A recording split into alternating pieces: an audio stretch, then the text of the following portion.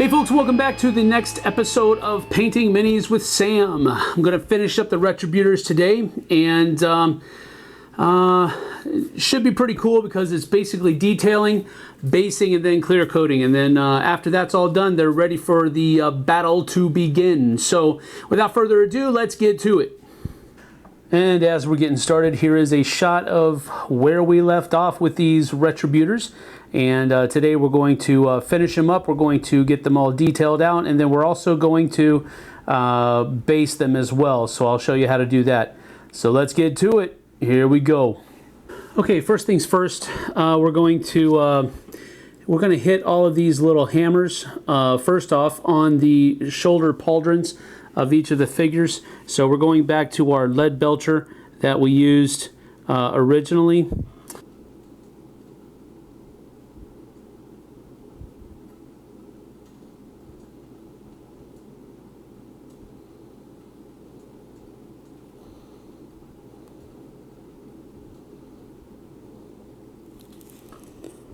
Then on the back, on his back here, you see that there's another hammer head there, so we want to make sure we get that as well.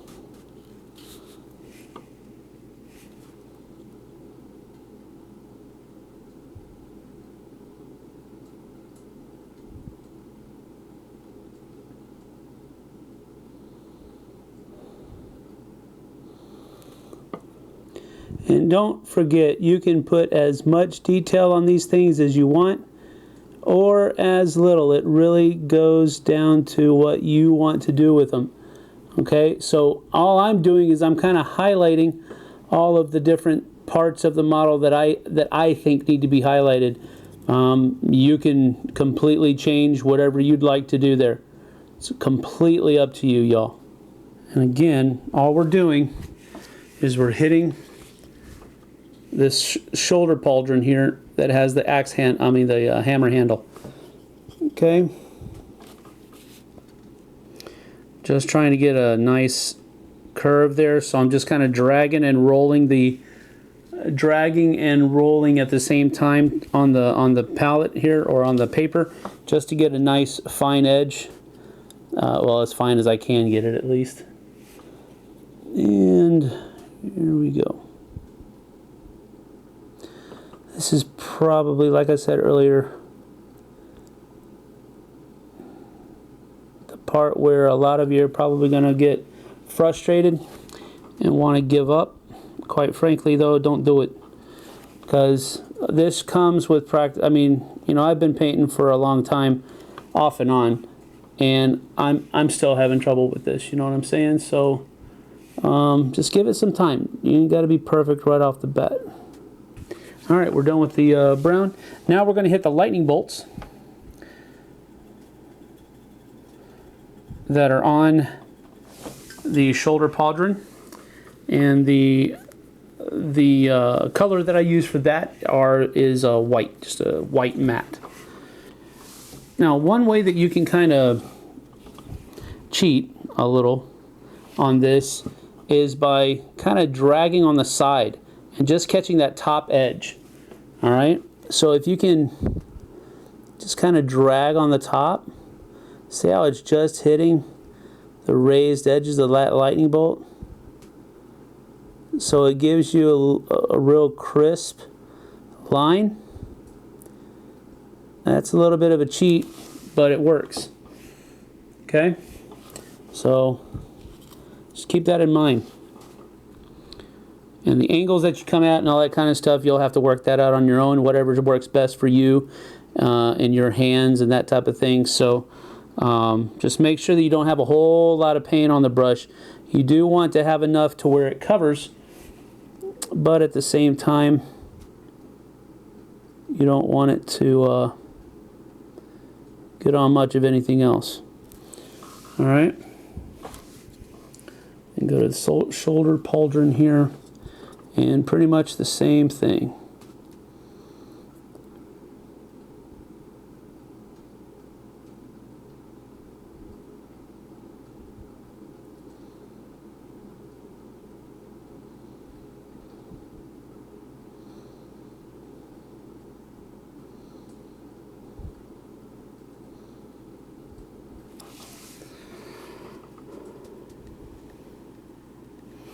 You don't have to come at it straight on and try to steady that brush like that.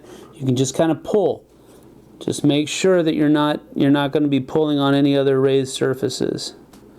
Just be careful. And again, not a whole lot of paint. Just enough to get that raised surface.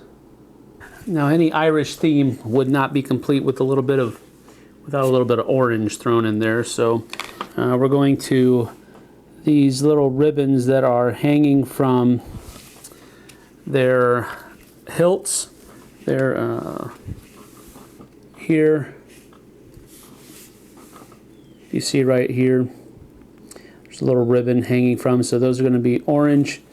And that's probably about it. I don't want to put too much orange. Again, it's just going to be a little bit of a highlight. So here we go with the orange. Oh, that's not a very good point.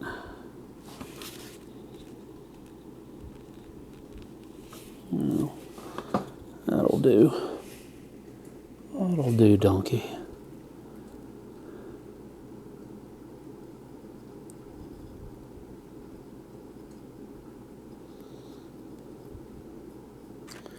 Well, this guy is the squad leader, so he has a little bit of a longer one.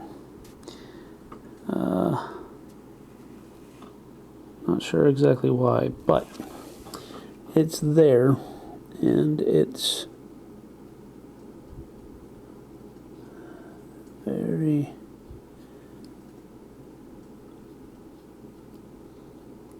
He's going to take a few coats. Couple coats, because it's going on pretty thin. That's all right. More coats never hurt. And it wraps around up here at the hammerhead, so we're gonna make sure we get that too.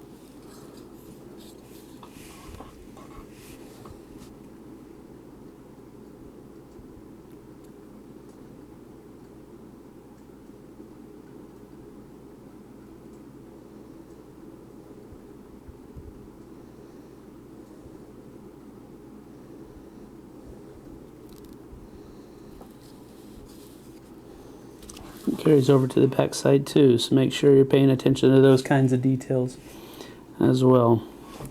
And sometimes you get so focused on the front of the model you forget that it is a 3D model.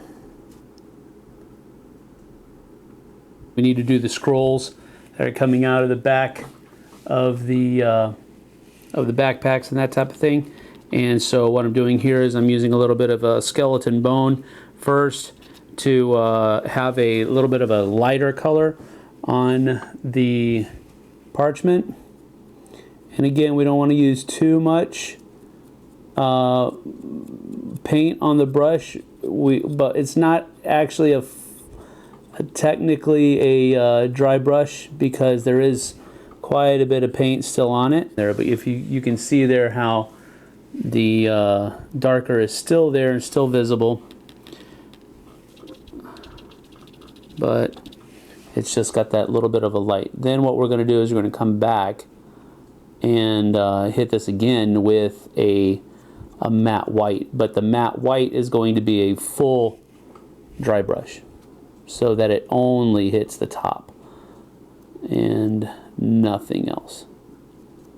Okay, now with the white dry brush you want to get some paint into the brush, but then you're gonna wipe most of it out.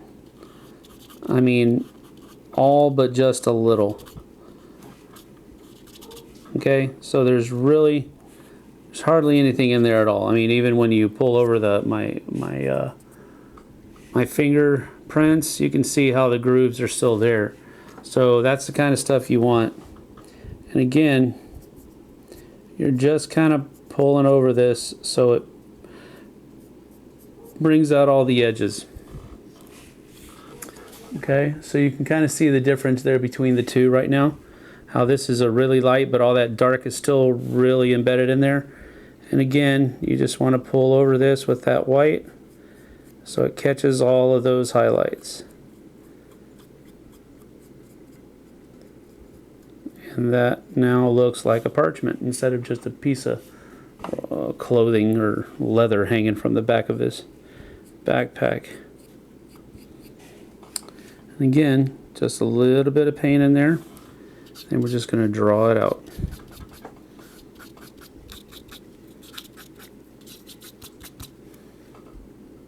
And then just lightly pull it across.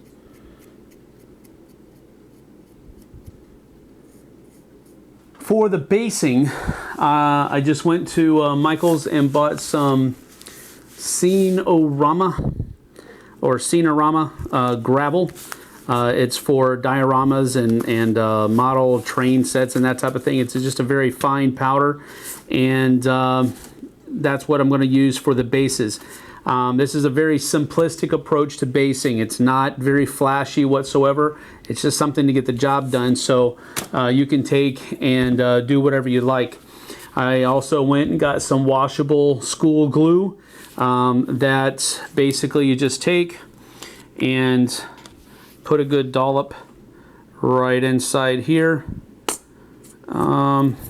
Maybe not fill, maybe not completely fill it, but get a good bit of glue in there because, it's glue, it's cheap. You don't need to worry about wasting too much of it. I mean, don't go overboard. But then also, I bought a package of these little guys here. They're called glue brushes.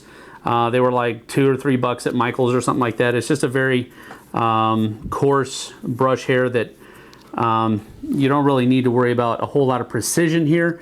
But anyway, you take and you get a good bit of glue inside the brush there, and then just work it onto the base. Okay.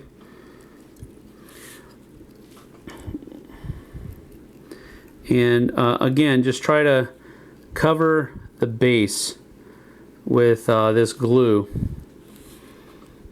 and pull off the edges here so that there's not a whole lot of extra glue on there. You don't want that, but you want enough so that the stuff sticks. All right.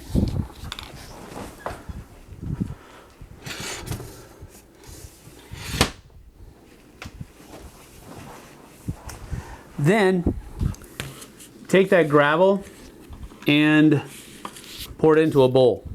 As you can see here, it's just in there. And again, like I said, this is a very simplistic approach. There's probably a lot of people out there that are about to get, no, he's not going to do, no, please. Settle down. It's okay.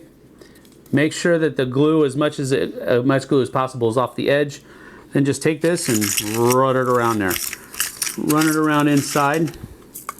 You can shake off the excess, and it should have a pretty good cover there on the base for you. Okay, if you have excess that's kind of sticking to the sides, it's real simple. These guys come off real easy.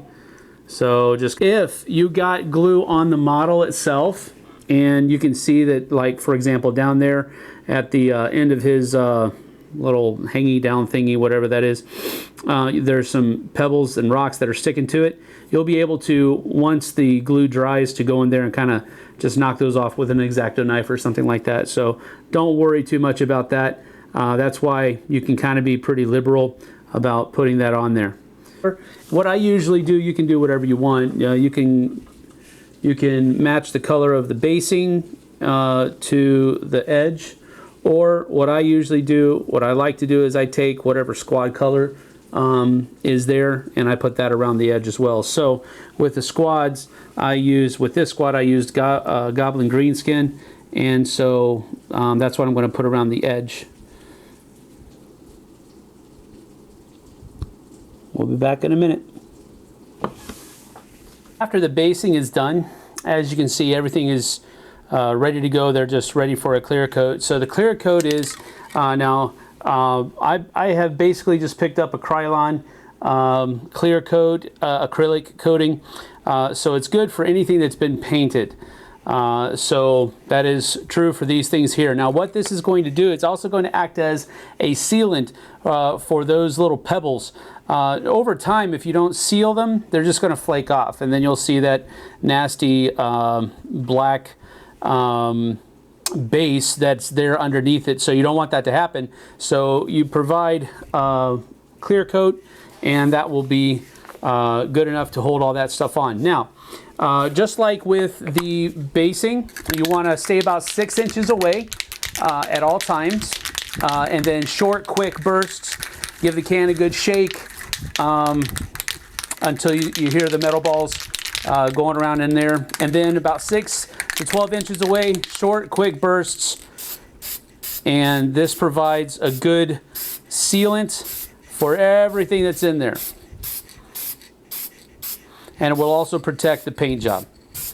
Just like with the base coating, the clear coat dries pretty quickly so that you can just go ahead and turn them around. And again, I know that people have said I should buy a little mini cake turner and all that other kind of stuff, and that's all well and good, and I can see the validity in that. I just didn't go do it, okay? So bear with me. You do not have to interact with the model very much at all. You just have to like turn it like this. Now, so there isn't really enough touching the model to actually do damage to the paint job or to the clear coat that you're putting on there. So that's why I really didn't worry too much about it. Okay, so now that we have the back side up here, again, just short, quick bursts, about 6 to 12 inches away. Make sure you get a good coat on the gravel down there so that everything stays in place. And you should be good.